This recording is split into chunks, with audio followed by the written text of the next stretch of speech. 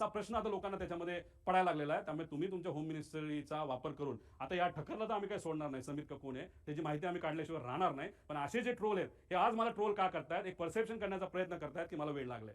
हो, प्रेमापोटी मला वेळ लागले, पण वेळ दोन्ही गोष्टीचं असतं. एक वेळ वेळ जे तुला लागले पैसे घेऊन काम करायला, आणि मला माझ्या काकाला काय झालं, माझ्या दादाला काय झालं हे शोधण्याचं वेळ मला लागले. आणि मला फक्त एकट्याला लागलं नाही, महाराष्ट्रात तमाम जनतेला त्या ठिकाणी लागले. त्यामुळे अशा पद्धतीने माझं ट्रोलिंग तिथं केलं जाते. आणि काही महाशय कॅश बॉक्सवाले, त्याचं नाव वेगळं असेल, त्यांनी सुद्धा आता आम्हाला ट्रोल करायला सुरुवात केली. काय हरकत नाही, तुला किती पैसा वापरायचा वापर, कारण तुमच्याकडे पैसेवाले लोक आहेत, आमच्याकडे स्वाभिमानी मराठी माणसं आहेत. आणि त्या लोकांना आम्हाला सांगायचं आहे की ठीक आहे, तुम्ही मला पाण्यात बघता का काय, पण एक समजून घ्या, माझे आजोबा फार मोठे आहेत, माझे काका मोठे होते, आणि मी रोहित पवार आहे, आणि मी या महाराष्ट्राचा स्वाभिमानी नागरिक आहे. आणि माझ्याबरोबर दादांची एन्क्वायरी करण्यासाठी मागणी करणारे महाराष्ट्राचे तमाम स्वाभिमानी नागरिक आहेत. हे असे चिरकुट पैसे घेऊन काम करणारे ट्रोल या ठक्कर का कोण आहे त्यासारखे नाही. त्यामुळे हे लोक मला ट्रोल करतात, याच्यावरून लोकांना आता वेगळ्या शंका यायला लागलेल्या आहेत. पुढं